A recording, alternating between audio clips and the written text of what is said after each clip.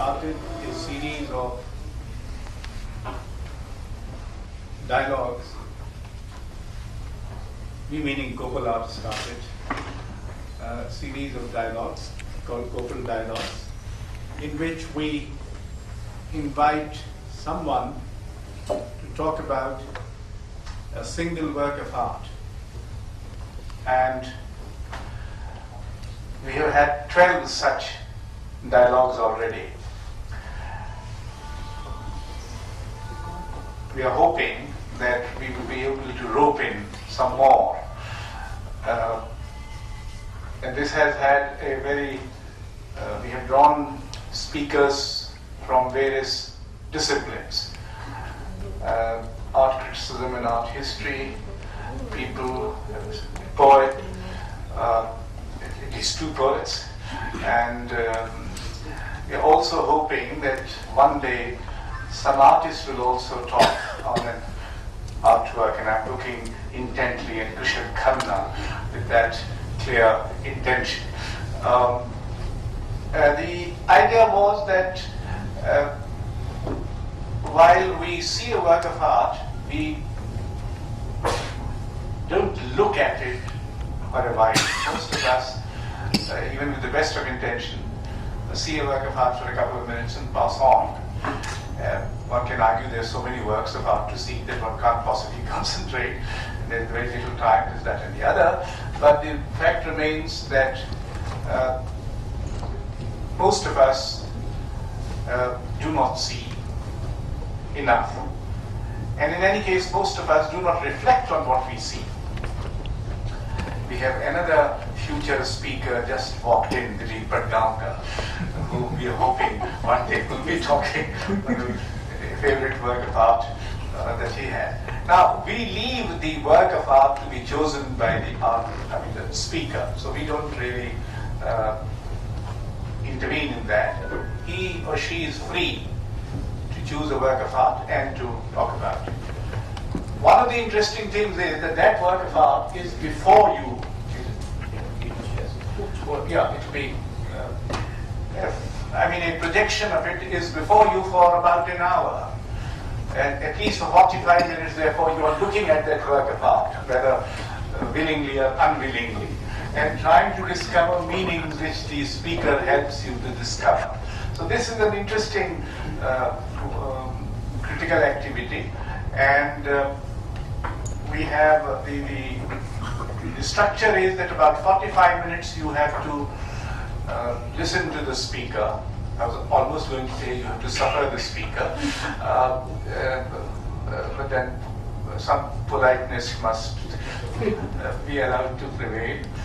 And after that, the audience can ask questions or offer brief comments and things of that kind. Now, I think Anirudh Chari is the youngest speaker in the series. I met him a couple of years ago in Kolkata, I must pronounce it wrongly, in Kolkata, and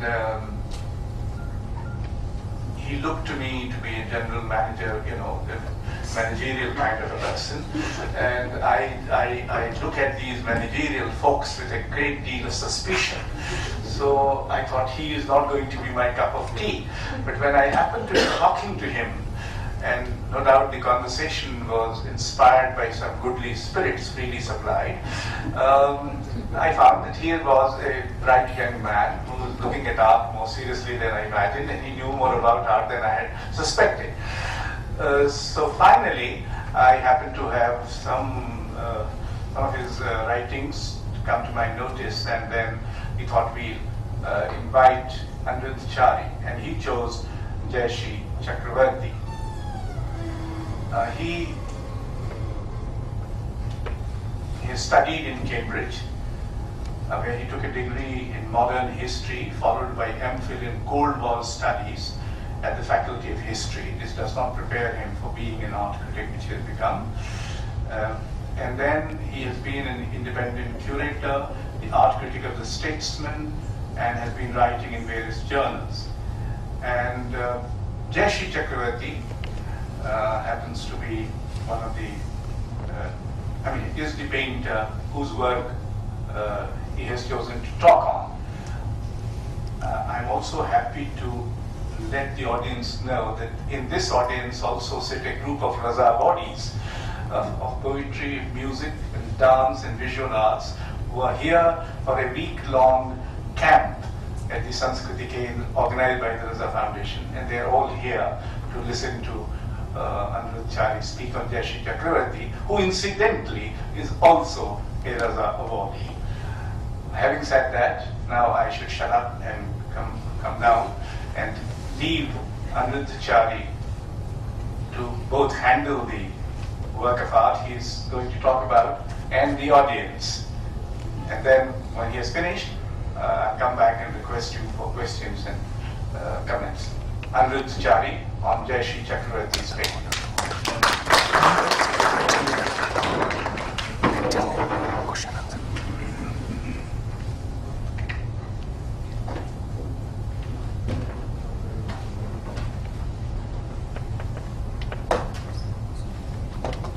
I think I should be audible without the microphone.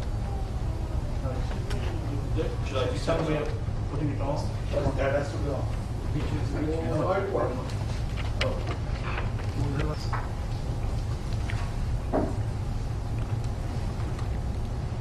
Thank you very much, Mr. Bajpayee, for those words of introduction, and thank you to Copal Art for inviting me to speak here.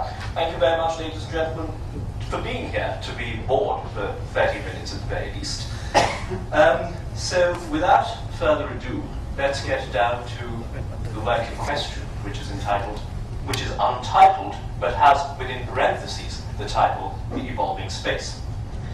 Now, in the world of modern and contemporary Indian art, the term iconic is, to my mind, bandied about somewhat arbitrarily.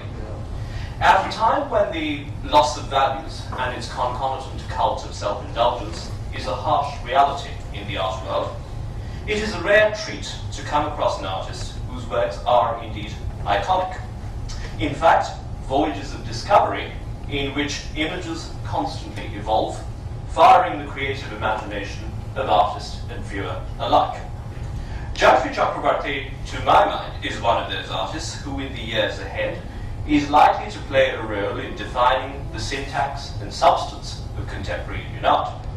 Her works are determined by the interaction of various layers of the mind, which so harmoniously balance freedom, accident, and spontaneity, and which are consequently articulated on the pictorial surface. She celebrates a very poignant connection between time, memory, and sensory experiences, and brings to life the notions of witnessing, experiencing, and remembering. Birds, insects, marine and human life, maps, castles, and much else are seen through a wondrous gaze, which translates private thoughts into exquisite visual revelations. There are many ways of preparing to read a work of art, especially one that is regarded as, if you like, iconic. A viewer might wish to approach it in delightful and utter ignorance, in which case presentations of this kind are largely exercises in futility. He or she might wish to know a few basic facts about the artist, such as artistic training, influences, and so on.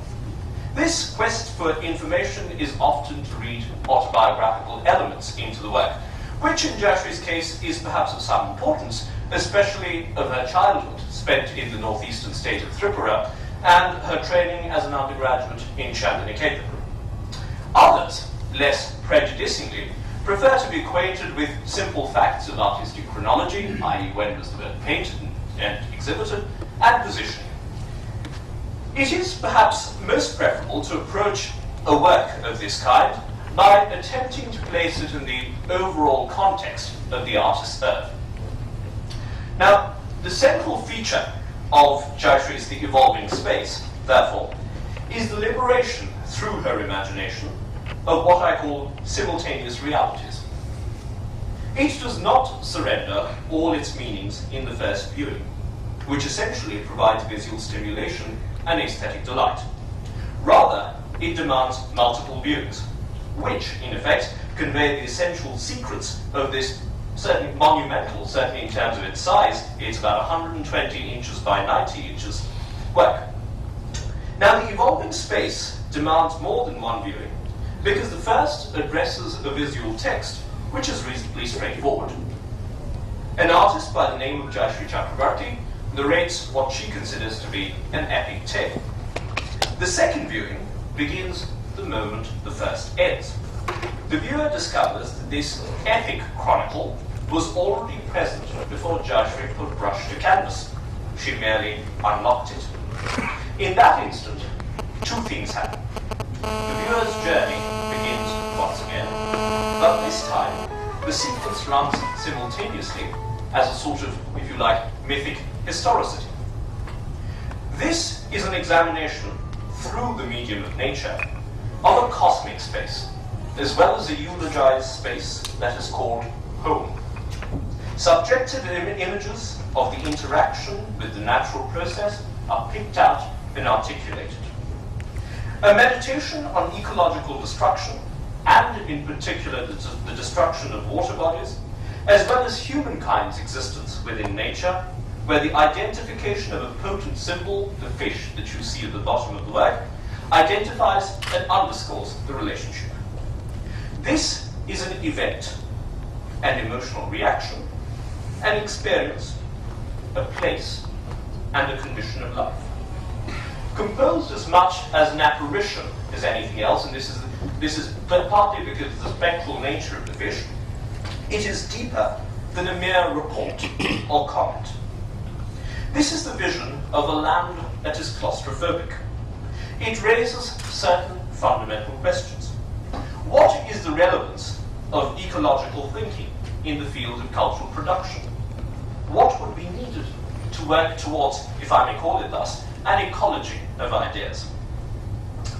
Perhaps the most striking discovery in any of Jayashree's works, and particularly in this, is that of polyphony, and with it the realization that they're all, to some greater or lesser degree, anthologies of styles, songs, and stories which use a primarily visual medium to comment upon contemporary issues without breaking the sense of narrative. She establishes an atmosphere which is magical, at once epic and intimate, absorbing and thrilling.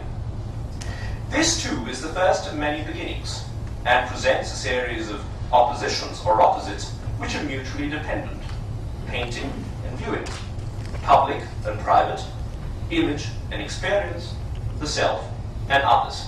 And speaking for myself, keeping one's sensations under control is not easy when viewing this work, as it asks the viewer to reflect minutely on the very act of looking and observing, which most of us take for granted because there's just so much going on there that you've got to comprehend each bit before you take in the whole. The work also brings the magnitude of social, political, and ecological problems caused by humankind to the fore. Industrial age humanity has lost its relationship to nature. The land has become a site of struggle in which man uses materials to conquer nature.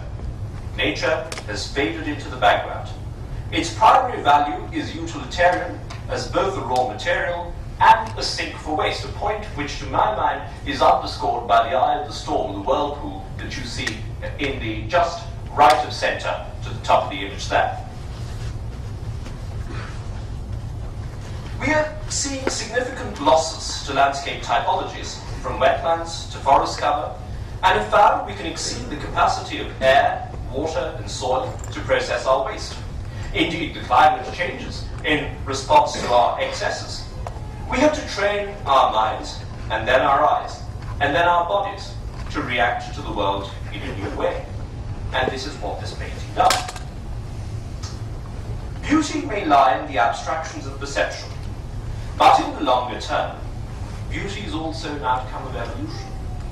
Evolution is an outcome of the relationship or the relations between species, not only in the tense of past evolution, but in the present tense of currently occurring relations. There is a sort of meta-pattern that emerges through interactive patterning and feedback in evolutionary time, which connects humans to, say, fish, and that this meta-pattern differs qualitatively from that presented in a materialist explanation of some sort of adaptation, if you like. It is important to recognize that this does not imply some mystical or quasi-mystical pattern of causation. We dismiss the notion that beauty in form itself might be an integral part of that interaction, that fish have sufficient intelligence to pay attention to form, and that perception of the formal aspects of beauty could in any way resemble our own. Life is performed as knowing its own transience.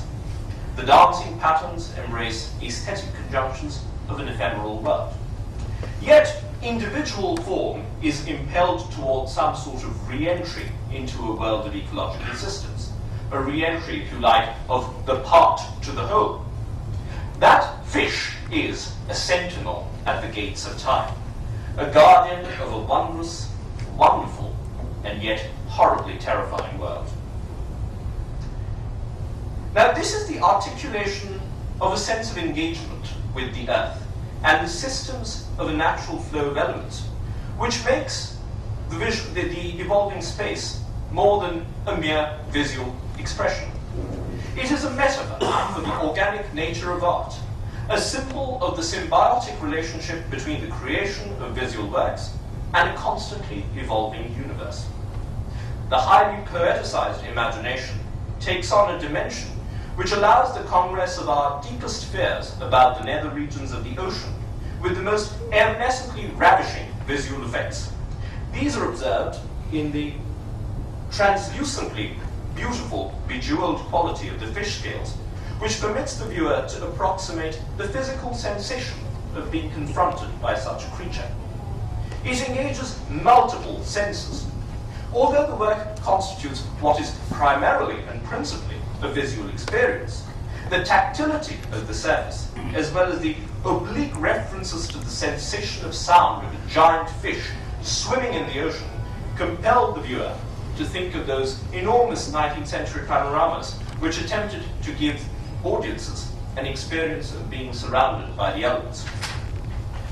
The immediate frame of reference is the observed world in which we live, but the ultimate goal is to place our minuscule universe within the context of a larger scheme of existence in the realm of the beyond. It is this transcendent aspect which is uplifting as well as intriguing. It is a vision of our world which allows us to pause for a moment and recognize the supreme importance of the simplest of things.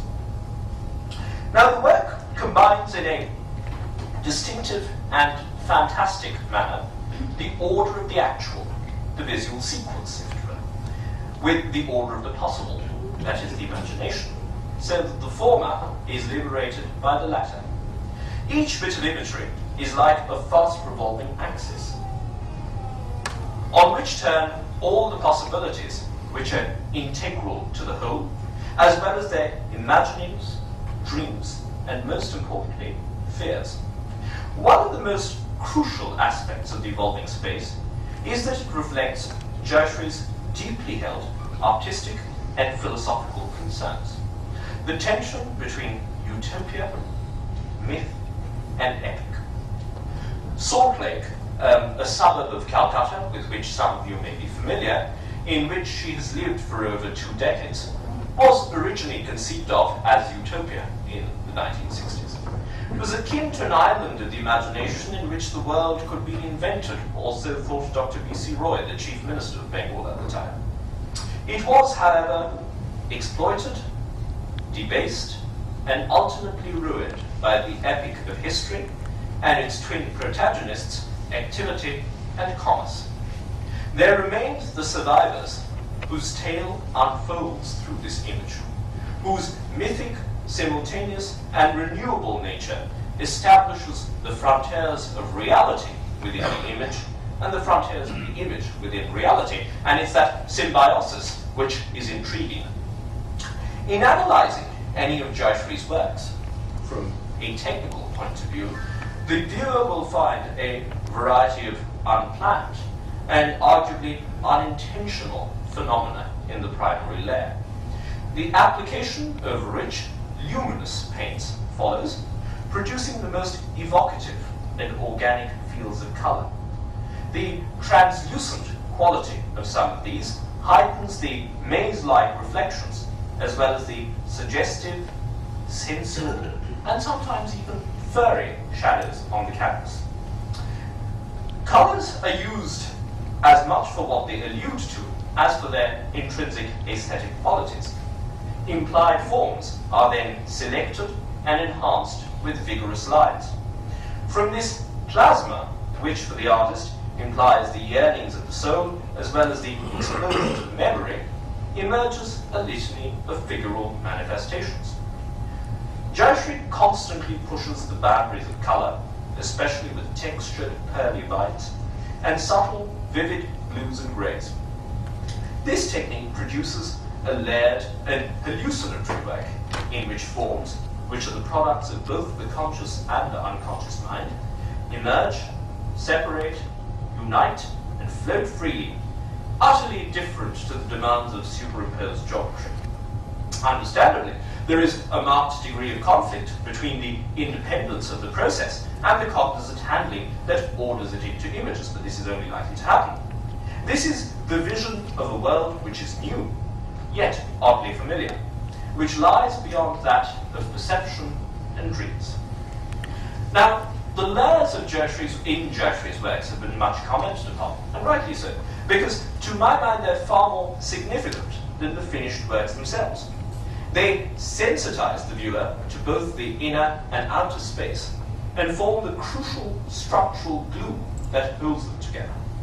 The discovery of hidden images excites, stimulates, and even amuses, and brings to mind the earliest focused reflection on the intricacies and details of nature.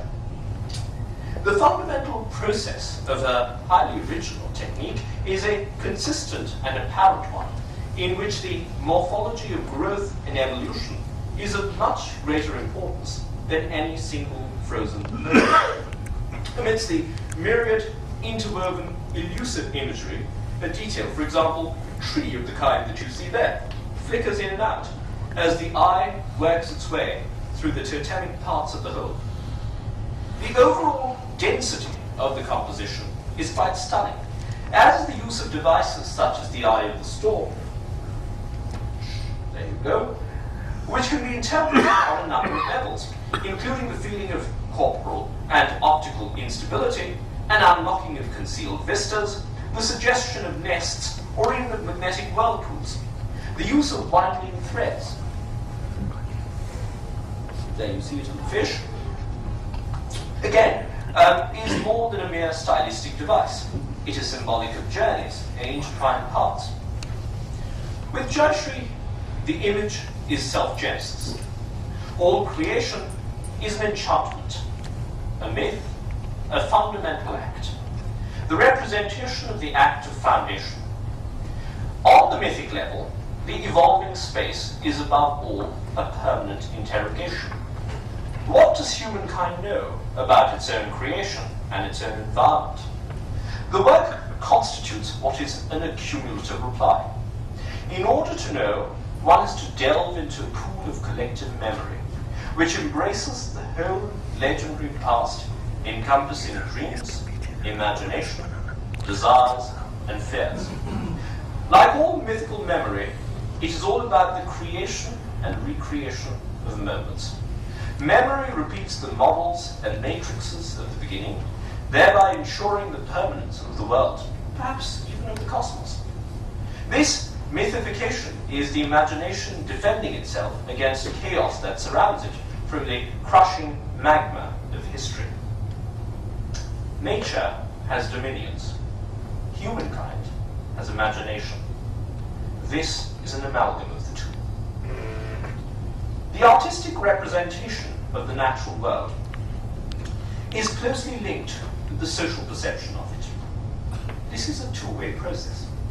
Society draws its ideas about how to view, read, and experience nature from the conventions of visual culture, while at the same time, artists reflect and react to current societal attitudes to the environment. There is a long tradition of viewing art as a mirror of nature, if you like, but what should also be recognized is the reciprocal practice of aesthetically appreciating nature in terms of art. This work provides the viewer with the sense of how elements rooted in nature have been transformed into ideological tools, shaping the way in which we envision and construct the natural world. The aim is also to take a critical stance towards the picturesque by a depiction that does not correspond to conventional categories of the picturesque, and by deliberately drawing attention to those categories by creating a new, if you like, picturesque, one that is contemporary and therefore more relevant. The rise of environmentalism and postmodernist critical theory together has significantly changed our understanding of nature and consequently of artistic practice. Ecology has challenged the anthropocentrism of the culture based on the objectification and exploitation of nature. This work aspires to move beyond the dualistic thinking involving mastery over nature is evident in the rules of perspective and the stress on viewpoints for representing nature, and to establish relationships based not on hierarchy and domination, but on respect and awareness of the interconnection between humankind and the natural world. It also, to my mind, shows how postmodern theory and our relations to the non-human world are always historically mediated and constructed. For postmodernists, nature is a set of contingent visual and verbal conventions, rather than something natural and given. The same holds true for cartography, and this work contains many a cartographical element, not maps, but cartographical elements in terms of the houses and so on, which makes the elements visible, thereby classifying and mapping nature through what appear to be the instruments of rationality. In conventional practice, nature is reduced to two dimensions, stressing formal qualities and framing and flattening the natural world into scenery, thereby ignoring our experiences of her. Nature possesses contextual dimensions, offers a multi-sensory experience, and appears as a sort of seamless unity. On the one hand, we have an everyday emotional relationship with it. On the other, it is something alien, almost mystical and unknowable. It is this paradox, this fundamental paradox, which the work articulates. And in this context, the postmodernist reading of nature as a textual construct made up of countless layers of human interpretation, none of which is privileged over another, is ultimately unsatisfactory. Beneath the many layers of cultural construction, there remains something irreducible about the natural world. For when the constructs are stripped away, we are in the presence of an entirely different vision, such as this. An interpreter of myth, epic, memory, and utopia, Jayashree enters metaphorically, mythically, and concurrently the all-inclusive time of the present.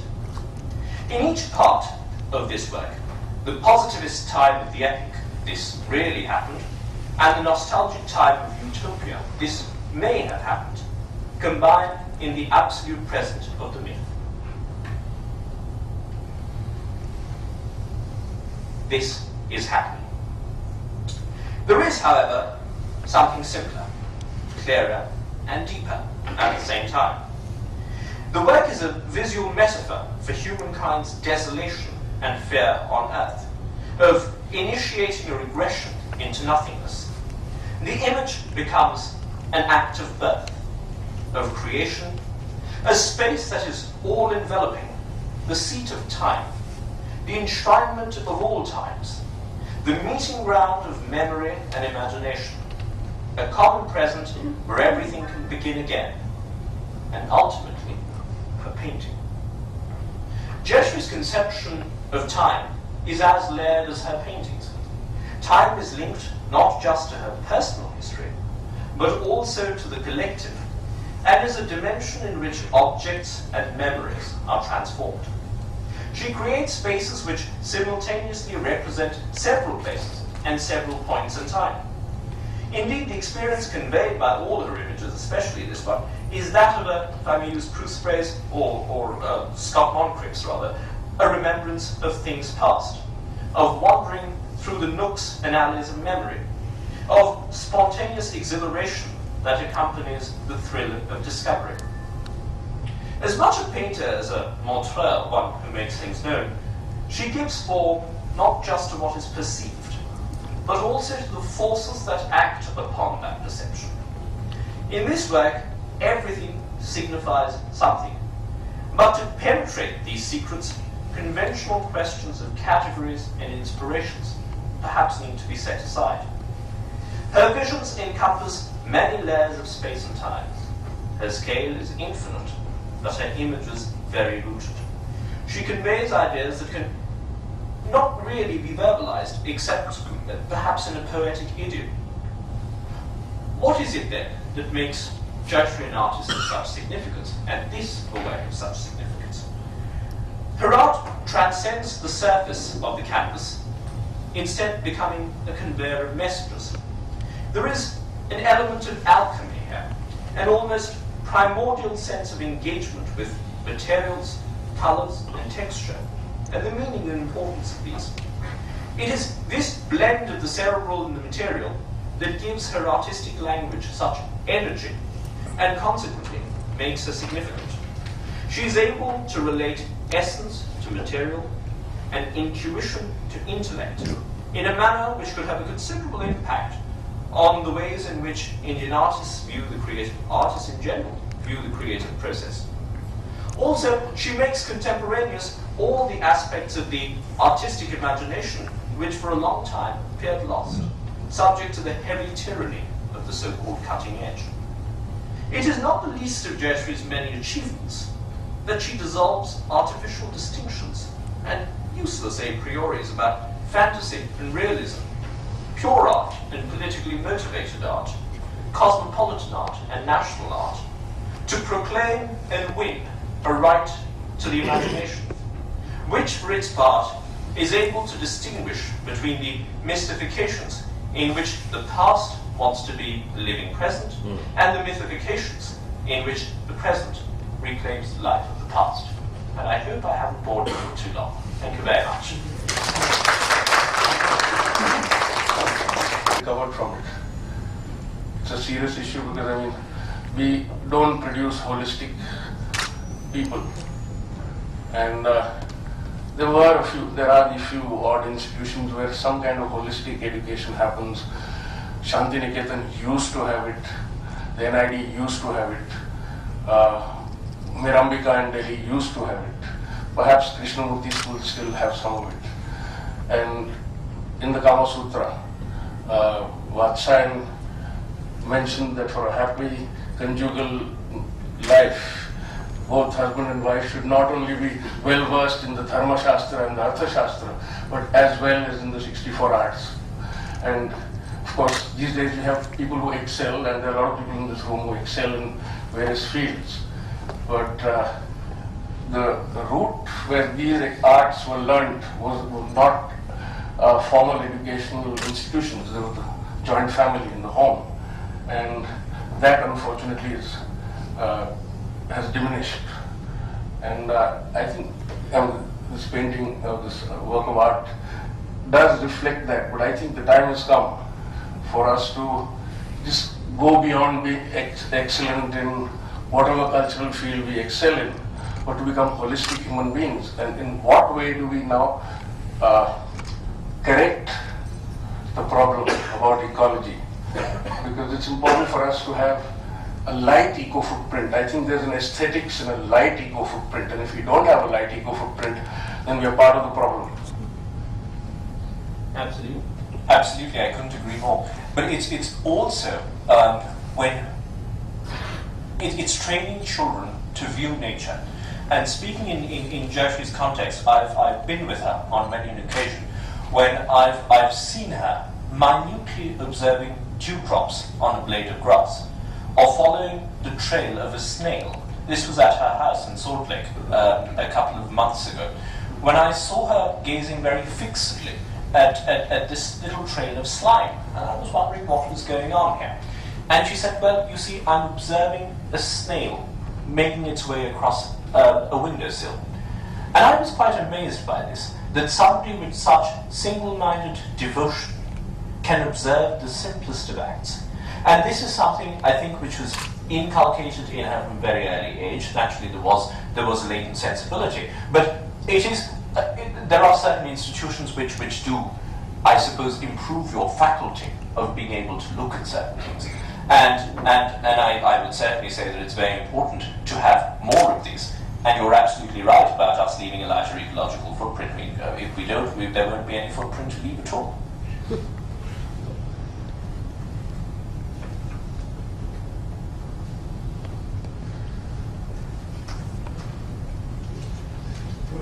I'm to be let off rather lightly. This is good.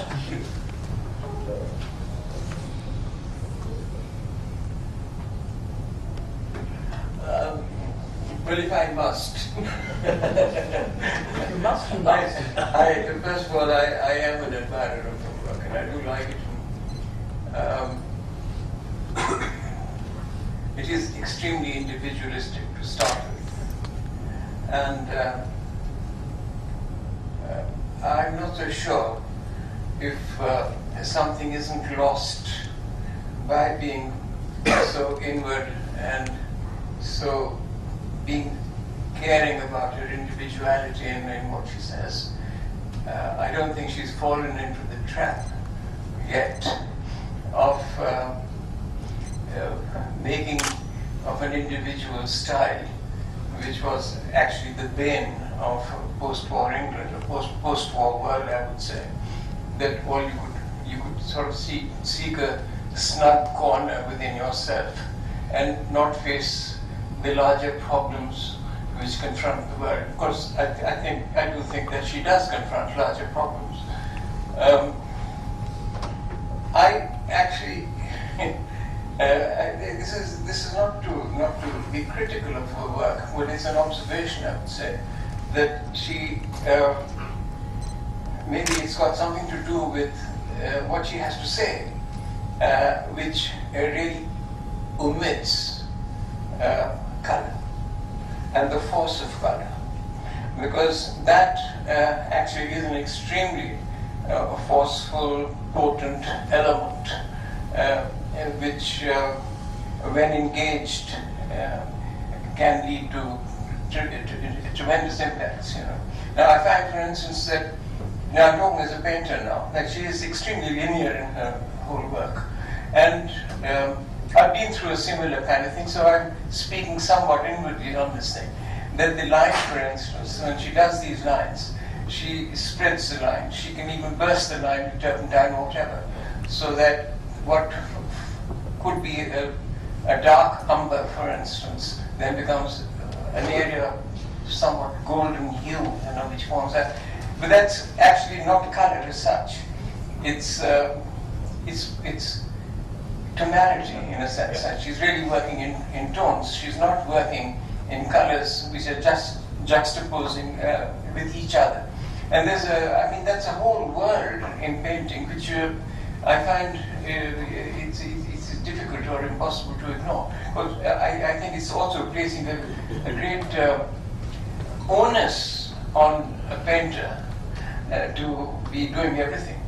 I mean, someone is saying that you want a holistic experience. Sure, we want a holistic experience, but then we are only bits and pieces ourselves and can only do that much, however much we may try. And the kind of historical situation in which human beings are placed today, it's impossible to be a universal intelligence, like it was possible, for instance, Leonardo to be a universal intelligence. It's just not possible today. And you've got all these computers and everything else, which is something bigger than human minds, and it's impossible to encompass all of that. Therefore, whilst I miss color, and whilst I miss the shall we say, the totality of elements which constitute graphic arts, I think one can still derive pleasure from her attempts, which are noble, which are big, and it's not frittering away, but shall we say it's very circumspect. Thank you. I think that's absolutely right. That's a wonderful presentation in itself. I'm not surprised Mr. Vajpayee hasn't called you for this sooner. But no, I think you are right about the lack of colour. However, where her use of colour is, to my mind, absolutely magical, is where she's painting insects. And the insects are in the most wonderful shades of turquoise and amethyst and every colour under the sun. It almost looks as though a handful of semi-precious stones have been ground to dust and she's applied them. And this is what gives them their bejeweled quality. I think one can divide her body of work into two distinct categories. One, where there is, if you like, a relative absence of colour, which is more the paintings. And if one looks at the larger installations, the sort of womb-like installations which one has to enter, the insides of those installations are richly coloured, and there is a luminescence about those colours, which is particularly pleasing. And so it's all, but the point is a very well made one, because even there you have to penetrate the surface to get to it. So it's almost as though she's repressed colour, saying that I will give you access to it only if you do this for me, which is to enter into my painting. And if you look there too, there are some wonderful bits of blue, and there's a brilliant little blob of silver there, but you've got to go looking for it, and which I suppose a viewer who's casually strolling through a gallery will not be very keen on doing. So I think that's a very good point indeed. You know, I don't know about this. No, I was saying that, you see, one of the things is she's using a format, four-sided. Yes. And by its very nature, in a sense, it demands geometry. You can't get away from it. And I mean, various attempts have been made to loosen up, from Pollock and others before Pollock even. But whatever the constraints, I mean, whatever the endeavors, the constraint remains a constraint all the time. Unless you do away with the edges whatsoever. We, in India, for instance, in the great murals, for instance, release themselves from this obligation of kind of a Euclidean forces which create a certain similarity of forms over a period of time. You know? And I think Vinod Mukherjee was particularly successful. Yes, and in fact, it's very interesting you mentioned that, of trying to get away from that structure of superimposed geometry, because again, coming back to these installations, which she's been working on recently, these are much like Red Indian teepees. But talking about installation, I'm sorry, this is good enough. No, the thing is that you're actually, aren't you dodging a problem by that? Perhaps I am, yes. Because because and I don't like this word cutting edge. Yes. There's Can't no such stand it thing. myself. But when you come to the heart of the problem, I don't care whether it's in music or painting or anything. You can either be driven to silence if you're honest. You can't suddenly take on another aspect of work or anything as a kind of an escape hatch. No. And because that won't work either. We want to find the same problem over there. Yes. At some time. So, I mean, unless you confront this in a very straightforward, frontal kind of manner and have to come up with a solution. In a fundamentally honest manner. Absolutely. Yeah. I think one of the basic solutions to this is to open up those womb-like structures, if you like, and to exhibit them straight. So it gives you an experience of meandering through them. It's almost labyrinthine, in which case, which also works very well with certain other motifs in her work, which is the maze-like element. So yes, I think that's a very well made point. Thank you. Yes. Perhaps I think from the discussion that is going on, what I'm actually hearing, which is an undertone, is that you actually make out too much of the construction or read too much into the construction. Whereas I think if you look at the structure of the fish, there are also built-in ethical positions she takes. Of course, For example, yes. the fish is quite disfigured, you can see. I mean, there is a kind of sign of torture on the body, and the colors that you're interpreting, they're also like some sort of injuries. Bleeding almost, yes. Yeah. Also on the structure of the civilization that you can, that you see, that's also kind of damaged and injured. So it is, I mean, it can be read not so neatly, perhaps, as you have done it. I mean, it's almost a theoretical structure of hermeneutics that you have, Of course. already you have unraveled. But I think That's something we all indulge in, I Yeah. suppose.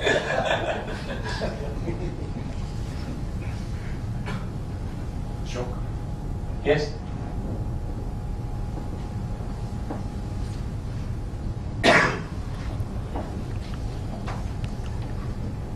If you permit me, I'd like to be a first stand Absolutely. for a couple of minutes. Most certainly.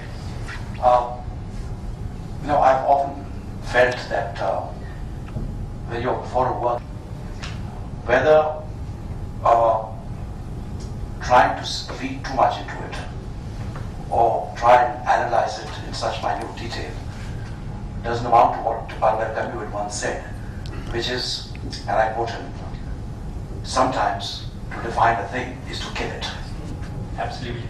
And therefore, I was wondering, particularly, I am ill at ease with much of postmodernist jargon or discourse.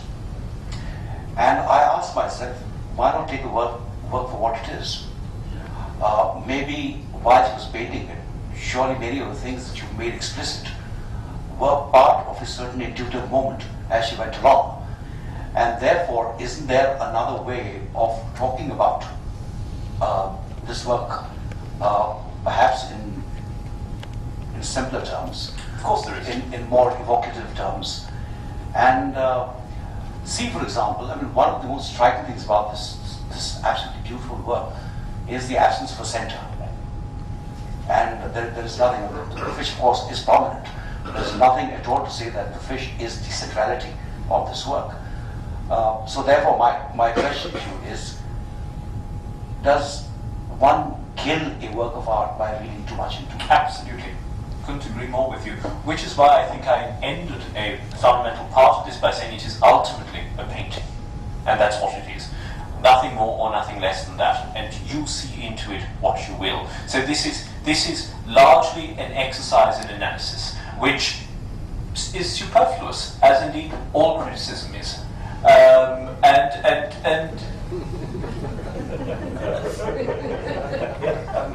Sorry. Can I? Yes. Can I just ask a Yes. supplementary? Yes. Yeah, please. Yeah. My supplementary Yes. to you is that when you say that she's tried to abolish borders, Yes. she's tried to abolish frontiers, Yes. she tried to blur distinctions, Yes. etc. Now this is an extremely complex debate. Yes.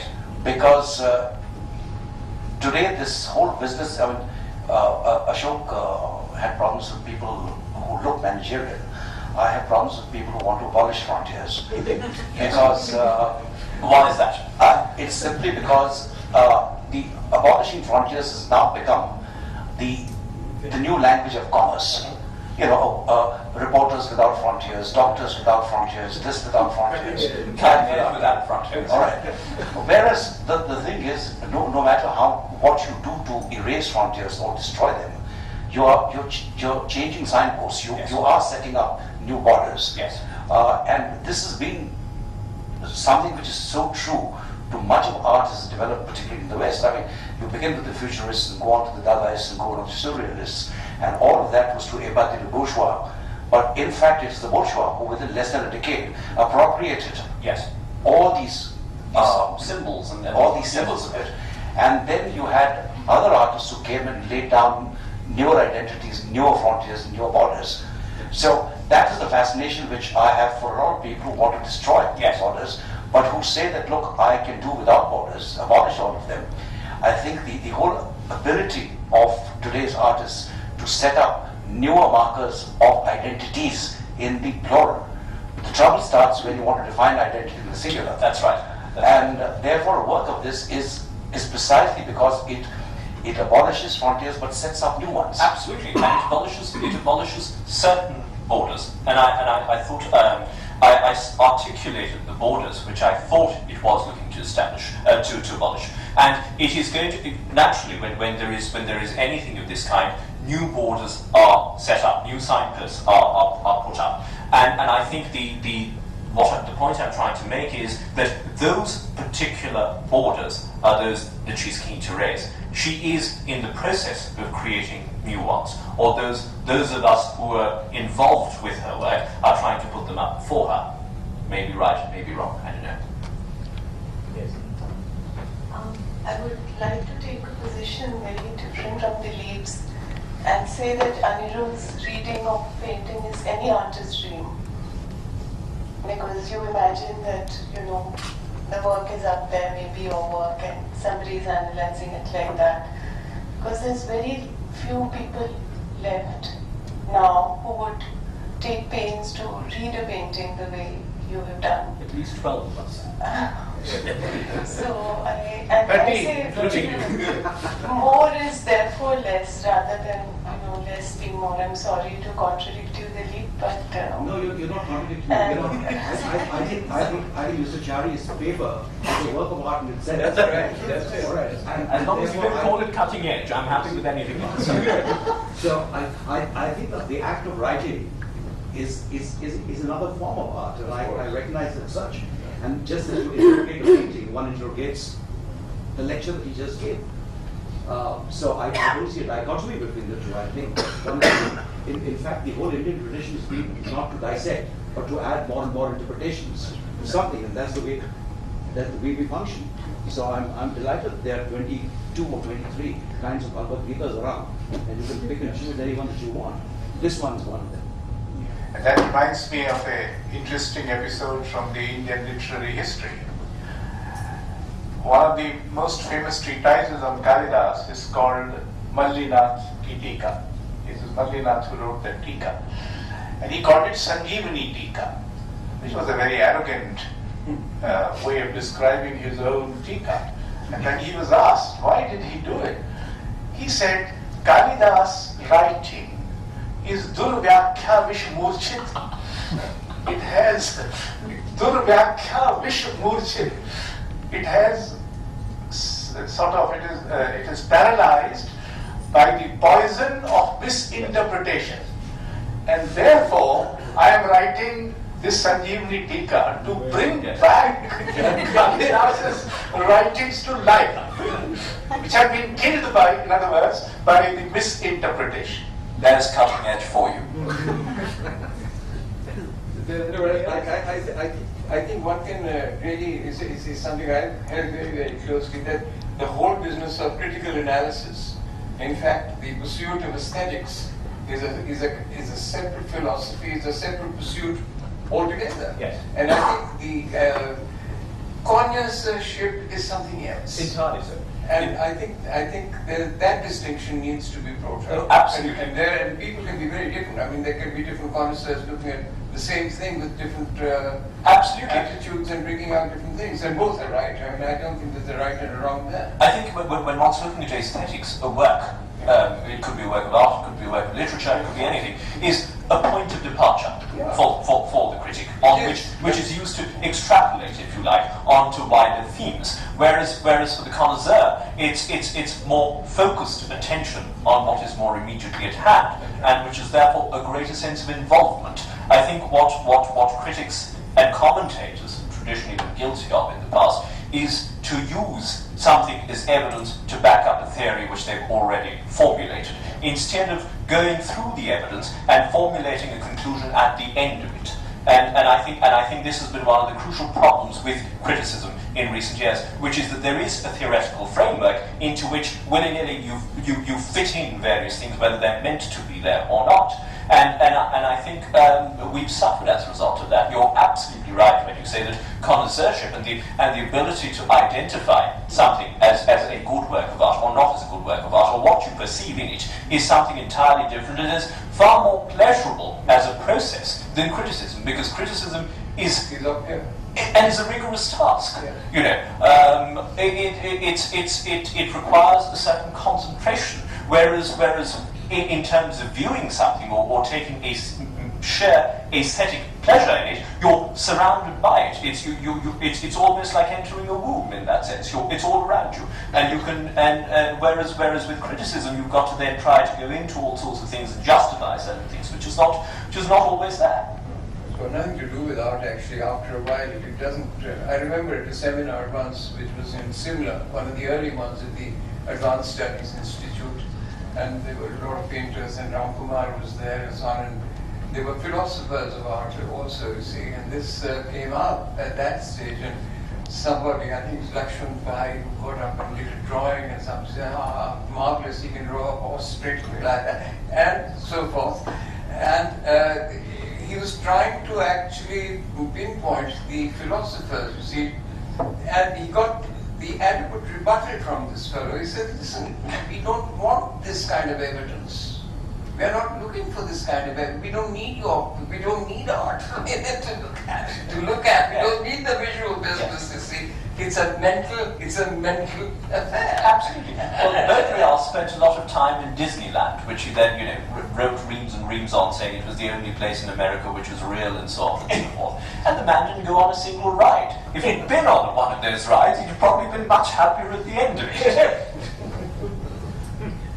I go back to the Indian tradition once again, and to recall the fact that in the Indian tradition the word alochak, or critic, actually did not appear.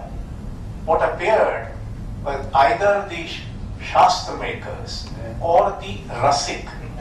And the rasik was someone who was full of attention, vulnerability, intelligence, and some kind of an empathy with the work of art he is looking at or she is analyzing. But above all, there was someone who was without any hitch or without any sense of embarrassment, is enjoying that work of art. So enjoyment that's how the word rasik was formed. One should be able to enjoy it. And the job of the shastras or whatever was to make this joy, either analyze it and understand it, or make this joy redoubled or trebled or whatever, multiplied by bringing in several other elements with sheer joy, in which you more often than not close your eyes, you might have missed to notice. And therefore, the term rasik was more important. And the term alochak, in fact, came in only recently. This is almost a late 19th century construct a synonym for the critic, because we didn't have that kind of it. And then there were several tikas of a work possible. We had works which, if you read from this side, were Vaishnava, and you read from the other side, were Shaiva. And there was a time when Shaivas and Vaishnavas were bloodthirsty of each other. But that's the part of the story.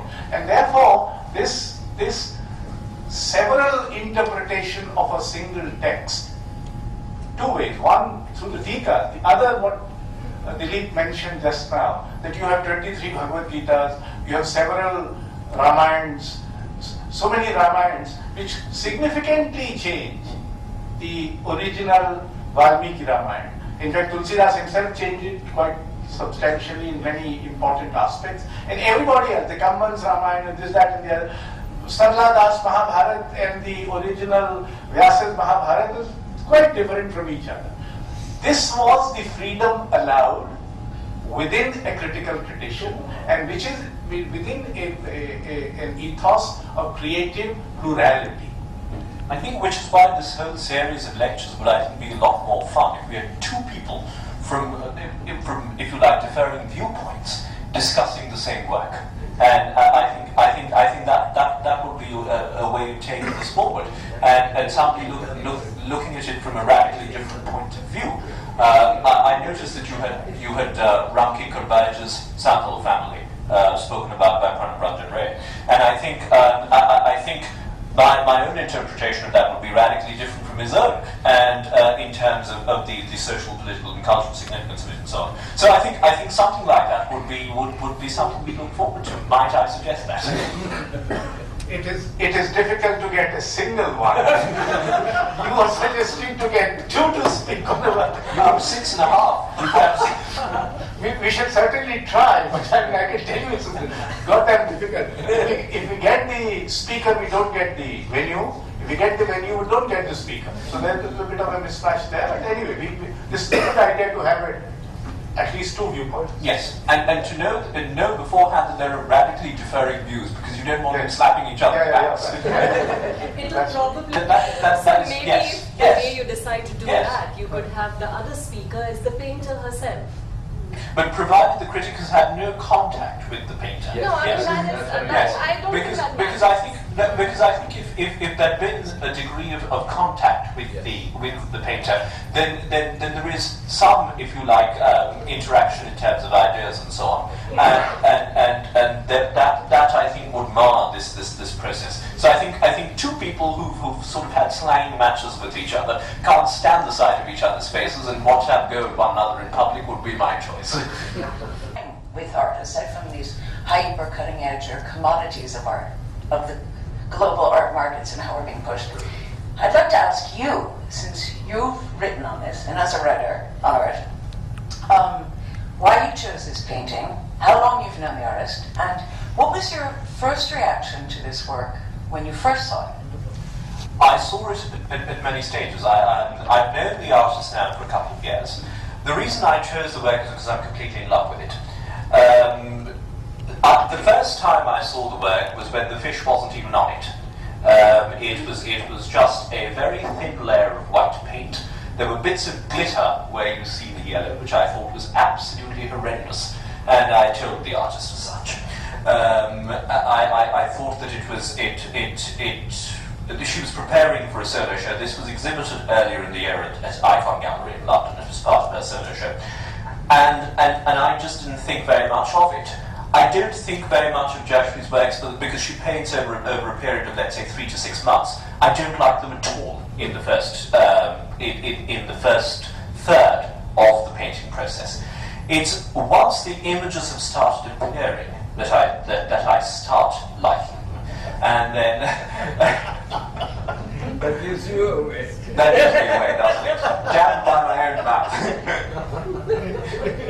And although I will clarify this position, there was one work which was a fairly large work. I think it was 12 feet by 8 feet, which had the most wonderful organic field of red. And I thought it was red and white were the two primary colours there. And I thought that was quite superb. And then she went and constructed something on it which took the red away. And I thought that had marred it. So there it was something where you know the organic field of colour was far more impressive than the end result. But in this case, I actually saw the work evolve.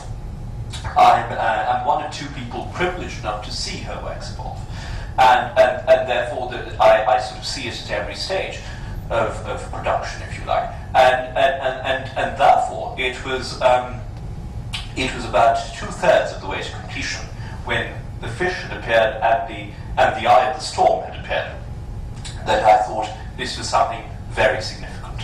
And then when I saw the completed work, I was absolutely bowled over, and it continues to amaze me.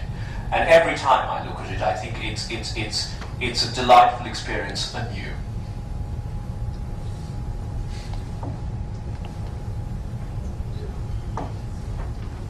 You're itching. I can see you're itching to say, why don't you? I'm not seeing somebody who wants to speak with them. Your neighbour to the right is itching to say something. I will turn the mic slightly in his direction if I were you. Well, I would say, you know, when you said that you didn't really react, or shall we say, reacted adversely to her work, when there was colour there and so on and so forth. It's perfectly possible that she too didn't want that. Yes. That's why it changed. Yes. I mean, these forays, shall we say, into a work are always there. Of course. And if a person comes in and sees that, I think it's very dangerous. Yes. If you let a person see the work halfway through. Yes. Because willy-nilly, you know, something is said and it sticks. Yes. And it's difficult to get that other point of view out of your system after all you're reacting to the work. And it's perfectly possible. I mean, it's obviously true that if she sort of worked over it and did away with the color, it was intended. It was not an accident. Absolutely, absolutely. And so that's why I said that she's not working in color. Yes. In fact, when color comes in, I mean, this reinforces what I said earlier. That when color comes in, she doesn't work with color. Yes. And she does away with color. She sort of obliterates. Yes. She almost moves. She moves away from it. You might get a flicker of that. Yes. Which is and, quite you know, interesting. and it remains in some portions like the red in the corner there. I mean, what would the process of removing the color? I could understand theoretically obliteration because it could be intentional. But how do you remove the color? I mean, Good white over it. White over it, turpentine. She uses a bit of turpentine sometimes to get rid of things. So it's just done away with as though it were not there. It goes back into memory, if you like. I mean, it's not explained still. I mean, I was not actually asking about the actual process of removing. Sorry. I was thinking in conceptual terms. You see. Yeah, it's just erasing something. It's like erasing a thought. You know, when you're working your way through something and the initial thought strikes you, you then think that this is not something which is appealing to me. Therefore, I'm going to lock it out. You may have a flicker of it coming in somewhere. You may use it as a point of departure, which as Mr. Khanna said, sometimes reappears. So that's how it would be. You were talking about the instability of the visual. I'm wondering, I mean, does it relate somewhere, in some sense? Yes. There's a short answer, it does, yeah.